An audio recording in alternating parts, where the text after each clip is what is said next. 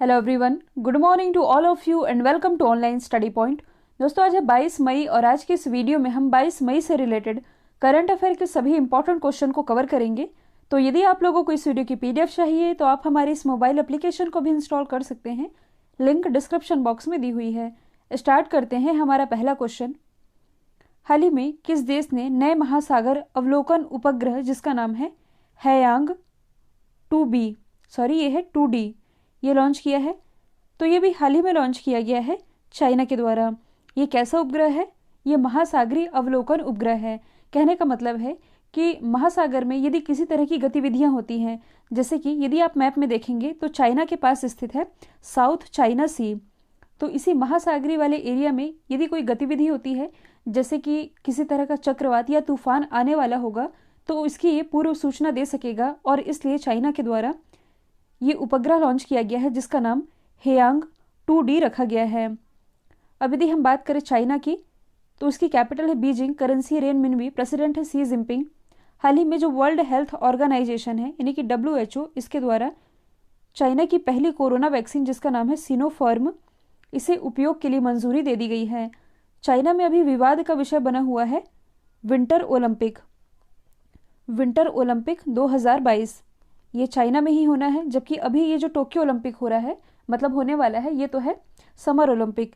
तो मतलब यहाँ विरोध हो रहा है कि चाइना में इस विंटर ओलंपिक का आयोजन ना किया जाए। रीज़न क्या है? तो यहाँ का जो जिनजियांग प्रांत है, जहाँ मैंने बताया था कि उइघर मुस्लिम, इन्हें यहाँ प्रताड़ित किया जाता है, जिसके कारण ये काफ़ी विवादित भी रहा है। BBC जो न्यूज़ है, इसने एक रिपोर्ट बना करके प्रस्तुत की थी इसी जिनजियांग प्रांत के ऊपर, जिसके बाद से इस BBC न्यूज़ को यहाँ बैन भी कर दिया गया था। और हाल ही में चाइना में जो जनसंख्या वृद्धि दर है, मतलब कि अभी यहाँ 7वीं जनगणना जारी की गई है, जिसमें कि यहाँ जनसंख्या वृद्धि दर एकदम मामूली दर्ज की गई है। और चाइना के जो वैज्ञानिक हैं, इनका ये मानना है कि 2025 तक जो चाइना है ये दुनिया का दूसरा सबसे बड़ा आबादी वाला देश होगा। पहले नंबर पर कौन आ जाएगा? भारत। और आप क्या रिलेट कर सकते हैं? तो अंतरिक्ष में जो मलबा पड़ा हुआ है, सैटेलाइट का मलबा जिसे आप कह सकते हैं डेब्रिस, इसे ही हटाने के लिए चाइना एक मिशन लॉन्च कर रहा है जिसका नाम है NEO-1। हाल ही में चाइना का एक रोवर है जो कि चर्चे का विषय बना हुआ था, जुरोंग रोवर। ये कहाँ उतरा है? ये मंगल की कक्षा में, मतलब कि मंगल ग्रह पर ही उतर चुका है। और ये ऐसा दूसरा देश बन गया है जिसका रोवर मंगल के ग्रह पर उतर चुका है। पहला कौन है? पहला है अमेरिका। अमेरिका का कौन सा रोवर है जो कि मंगल में उतरा है? इसका नाम था इंजेनिटी। अब ये है जुरोंग जो कि चाइना का है। अगला क्वेश्चन है, हाल ही में भारत के कितने स्थलों को यूनेस्को के विश्व विरासत स्थलों की संभावित लिस्ट में शामिल किया गया है? इसमें आप कंफ्यूज नहीं होइएगा। संभावित लिस्ट कहने का मतलब है कि यूनेस्को की अस्थायी लिस्ट में भारत के कितने स्थलों को शामिल किया गया है। तो इसमें भारत के कुल 6 स्थलों को शामिल किया गया है। ये कौन कौन से हैं? तो ये है वाराणसी का गंगा घाट। किस लिए प्रसिद्ध है? यहाँ 84 घाट हैं। और तमिलनाडु का कांचीपुरम का मंदिर, मध्य प्रदेश में जो सतपुड़ा टाइगर रिजर्व है। इसके अलावा महाराष्ट्र का जो सैन्य वास्तुकला है, जो कि 1500 से 1800 ईस्वी के बीच बनाया गया था। फिर कर्नाटक का ये मेगालिथिक साइट, और मध्य प्रदेश में नर्मदा घाटी का जो भेड़ा घाट है। भेड़ा घाट कहाँ स्थित है? जबलपुर में। ये वही जबलपुर है जहाँ धुआंधार जलप्रपात है नर्मदा नदी पर। तो भेड़ा घाट, लमेटा घाट से आप ये याद रखेंगे, जो महात्मा गांधी जी थे, इनकी जो अस्थियां हैं ये इसी लमेटा घाट में प्रवाहित की गई थी। तो ये भारत के कुल 6 स्थल हैं जिसे यूनेस्को के अस्थायी लिस्ट में शामिल किया गया है। आप इसे सेम वैसे समझ सकते हैं जैसे कि लास्ट ईयर ही मध्य प्रदेश का जो ओरछा है, इसे यूनेस्को के वर्ल्ड हेरिटेज साइट में, मतलब कि इसे अस्थायी रूप से शामिल किया गया था। और किसी भी स्थल को वर्ल्ड हेरिटेज साइट में शामिल करना है, इसके लिए भारत की तरफ से कौन रिकमेंड करता है? तो भारत की तरफ से वर्ल्ड हेरिटेज साइट की जो नोडल एजेंसी है ये है ASI, यानी कि आर्कियोलॉजी सर्वे ऑफ इंडिया, जिसे आप भारतीय पुरातात्विक सर्वेक्षण के नाम से जानते हैं। इसी के द्वारा यूनेस्को को रिकमेंडेशन भेजा जाता है। अच्छा, ये तो बात हुई इन अस्थायी स्थलों की। यदि आपसे पूछा जाए कि दुनिया का ऐसा पहला स्थल जिसे यूनेस्को के वर्ल्ड हेरिटेज साइट में शामिल किया गया था, तो ये था मिडो नेशनल हिस्टोरिक पार्क, जो कि कहाँ स्थित है? कनाडा में। ये तो बात हुई पूरे वर्ल्ड की। यदि पूछा जाए कि भारत का ऐसा पहला कौन सा स्थल था जिसे यूनेस्को के वर्ल्ड हेरिटेज साइट में शामिल किया गया था?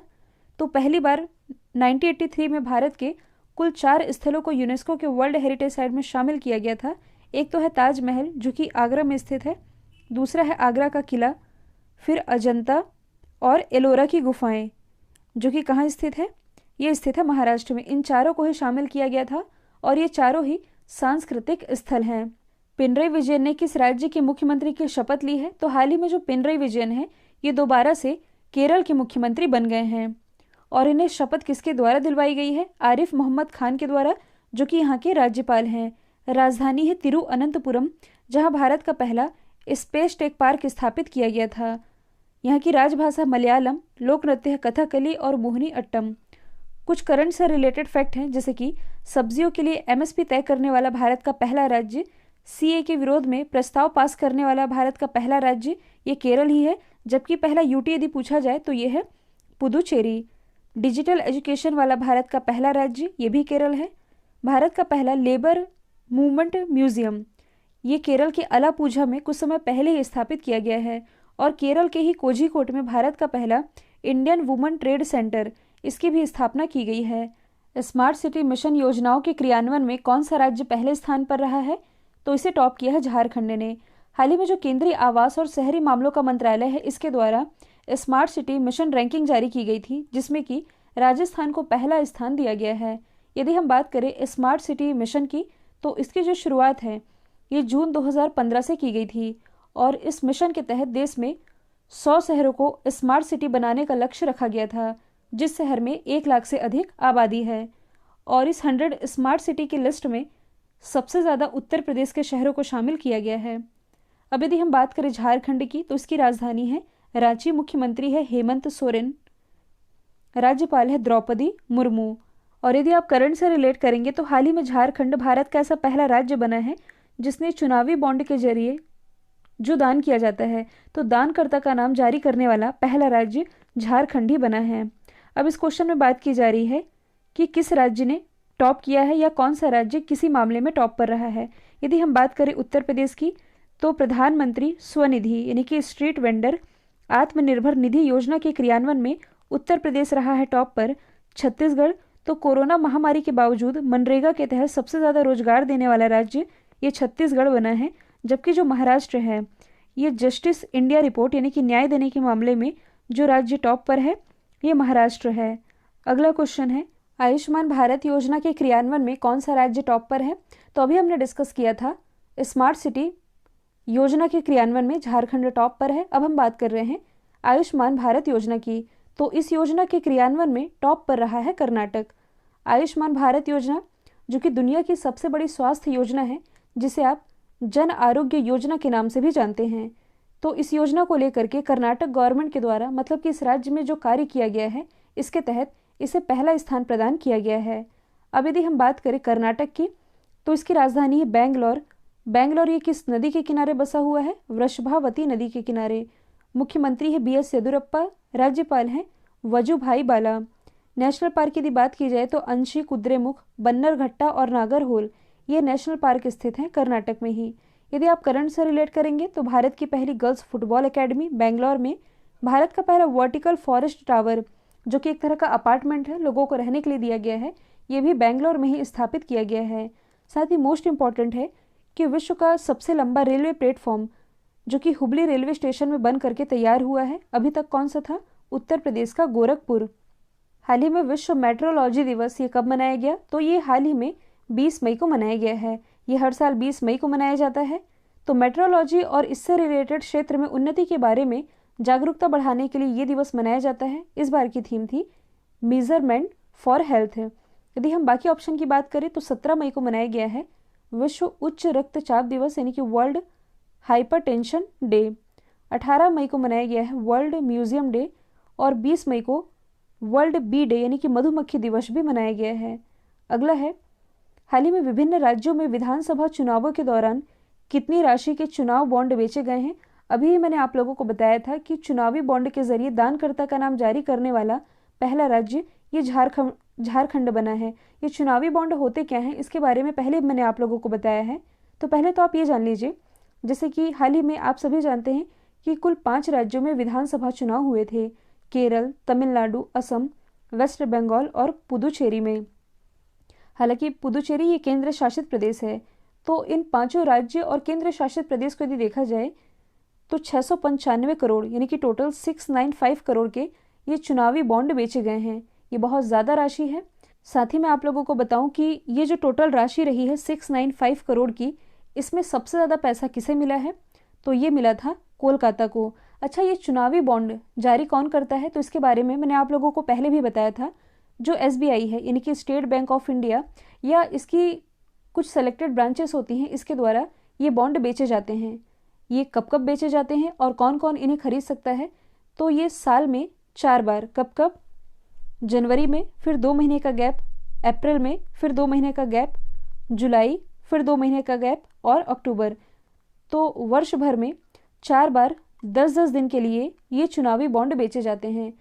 इन्हें आप भी खरीद सकते हैं, हम भी खरीद सकते हैं, या कोई कंपनी या कोई संस्था ये चुनावी बॉन्ड खरीद सकती है और अपने पसंदीदा पार्टी को, मान लीजिए कि अभी TMC मान लीजिए चर्चे में रही है, तो यदि कोई कंपनी या संस्था TMC को ये पैसा देना चाहती है तो ये डायरेक्ट उसके अकाउंट में ना डाल करके डिजिटल माध्यम से दे सकती है। इसे हम कहते हैं चुनावी बॉन्ड। साथ ही आप लोगों को मैं ये बता दूं कि ये जो चुनावी बॉन्ड है या चुनावी बॉन्ड कितने के बेचे गए हैं, किसके द्वारा लिए गए हैं, ये केवल बैंक को मालूम होते हैं क्योंकि SBI ने जारी किया है। तो SBI में अपनी पहचान बताना ज़रूरी है, लेकिन ये RTI यानी कि राइट टू इन्फॉर्मेशन इसके बाहर है। किस संगठन के द्वारा श्वास नामक ऑक्सीजन कॉन्सन्ट्रेटर डेवलप किया गया है? तो ये डेवलप किया है इसरो ने। कॉन्सन्ट्रेटर क्या होते हैं मैंने आप लोगों को पहले भी बताया है। वायुमंडल में जो हवा मौजूद है इसे कॉन्सन्ट्रेट करके सिलेंडर में भरा जाना, यही है ऑक्सीजन कॉन्सन्ट्रेटर। तो ये जो श्वास नाम का ऑक्सीजन कॉन्सन्ट्रेटर है जो कि इसरो ने डेवलप किया है, ये हवा से नाइट्रोजन को अलग करके ऑक्सीजन बनाएगा जो कि 95% शुद्ध होगा।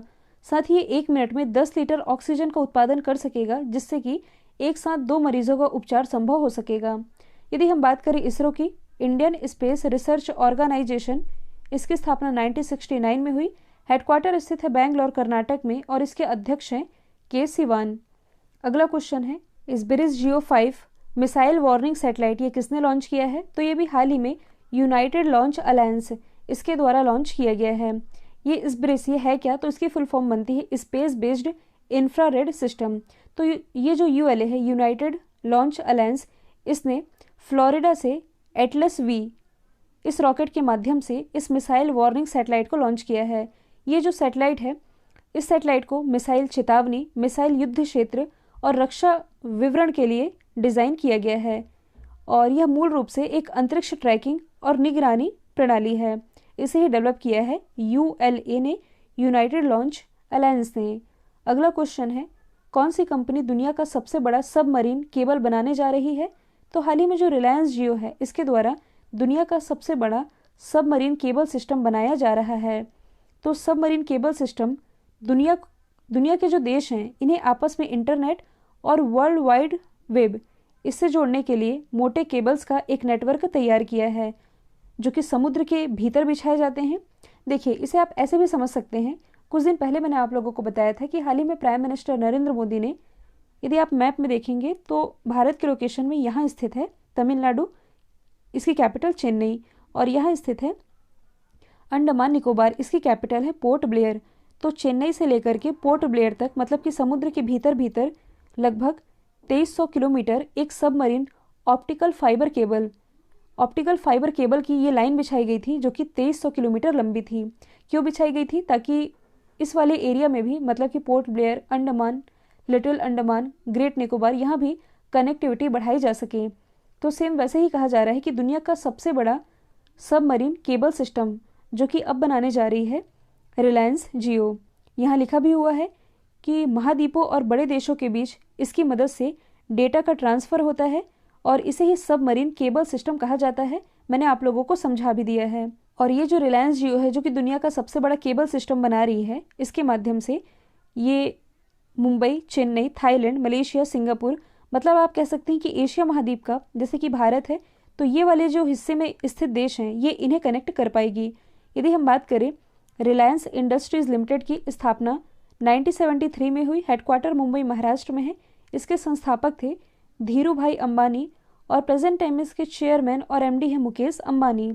कल जो मैंने आप लोगों से सवाल पूछा था, इसका राइट आंसर ईरान था। अब आप लोगों के लिए आज का सवाल है, हाल ही में किस राज्य ने महामारी अधिनियम 2000 के तहत ब्लैक फंगस को महामारी डिक्लेयर किया है? तो इसका जो भी आंसर है कमेंट बॉक्स में बताइएगा। वीडियो यदि पसंद आया है तो लाइक कीजिए, शेयर कीजिए और चैनल को सब्सक्राइब करना बिल्कुल मत भूलिएगा।